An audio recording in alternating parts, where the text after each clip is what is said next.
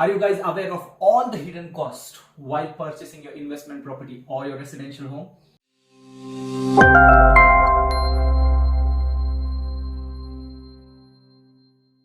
Hello guys, this is Kushal Mane and welcome back to our channel where we share all the property related updates, hints, tips and knowledge which you can use in your property investment journey.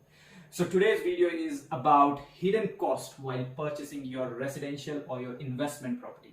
Usually people only think about their deposit when they are thinking about purchasing a property, but there are a lot of hidden costs which you need to budget for when purchasing a property. So let's discuss that in this video. So the first fees which you need to think about when purchasing a property is stamp duty. So it is very common. Maybe people know about this, maybe people don't know about this, but as you are here, I'm going to share with you. So usually it is a fee or tax which you need to pay to the government when purchasing a property. It depends if you are a first time buyer or if you are an investor. The fees will vary depending upon this situation. It also depends upon the purchase price of the property. You can just go on to gov.uk website and see, depending upon the purchase price, how much tax you owe to the government. So for your ease of reference, I'm going to leave some screenshots here to see how much stamp duty you might need to pay. You don't need to worry a lot about the stamp duty because the solicitor you're going to use will let you know how much money you need to owe. And when you need to pay the stamp duty, you just do the transaction to the solicitor and the solicitor will then pay this money to the HMRC on the completion of the property. Simple. The second fees while doing a property purchase is the mortgage broker. So usually we use independent mortgage brokers for our property purchases. The only reason is they have a lot of lenders on their book and you have an option to choose the lender depending upon your situation and circumstances. If you're going to a high street lender, they have less products and maybe there may be a situation where you don't have a product which matches your requirements. Hence it is always better to go to the lenders who have the products suitable to your situation and circumstances, and the broker can help you with that. Because the broker have a lot of lenders, so you can also benefit from good interest rate. The broker can also help you getting lending if you are having bad credit ratings, if you are self-employed, or if you are an international investors as well. So if you are following our channel, guys, we have already interviewed the broker which we use mostly for our property purchases. His name is Sharin Patel. So if you want to watch that video again, I'm going to leave a link in this video. So go watch that video, guys, again. It's very useful information which has been shared in that video.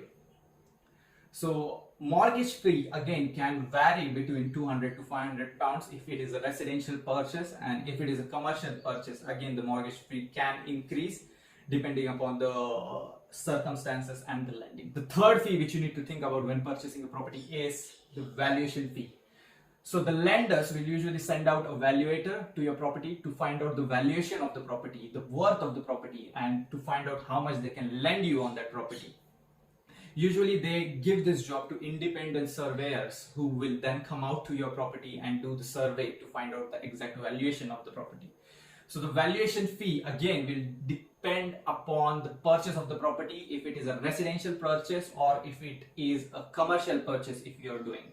So the broker will let you know about the residential purchase, the valuation fee, and again if it is a commercial property, you will usually get a choice of 3 surveyors which you can choose from, and you can do your independent research on those surveyors and you can give the survey to specific surveyors which you like. The valuation fee of the residential property is less than the valuation fee of the commercial property. So your broker should tell you about this valuation fee in advance, and this valuation fee needs to be paid in upfront before you buy the property. So the fourth fee which you need to consider while doing the property purchase is solicitor fees. They are the very important people in this transaction, so we can't forget them, can we? So solicitor are going to take care of all your searches, your land registry, your stamp duty money being transferred from the account to HMRC. So there are a lot of things involved and which needs to be done by the solicitor. For the searches, solicitor may ask you to do an advance payment for that, but for their fees, they can be paid after the purchase of the property. So the fees of the solicitor can vary for residential and commercial property, as it is always the case, but for residential purchase, it is around 1,000 to 2,000 pound. So those 4 points are the most important fees which you need to consider, but there are some additional fees which I would like to discuss in this video. The first one is the insurance. So when the property purchase has been done, so you need to make sure that the property is insured. So you can just go on the online insurance broker company comparison website and get a quote. Usually it is around 50 to 100 pounds. So it is not that costly.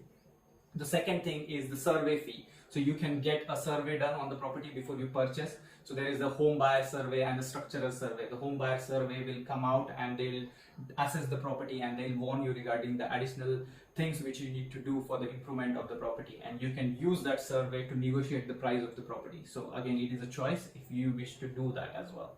The third fees, if it is not a residential purchase and if it is an investment purchase, you are not going to manage the property, there will be management charges as well, which you need to think about.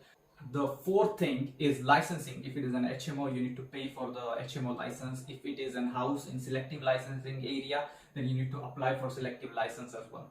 So these are all kind of fees, guys, which you need to think about when you're doing a residential or an investment property purchase. So hope this video is informative for you guys and if you have learned something new.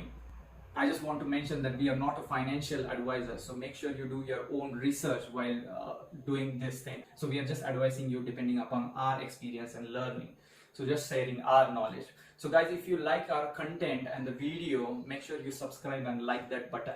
The more subscribers we get, more quality content we will try to produce. Till then, stay safe, stay healthy, and peace out.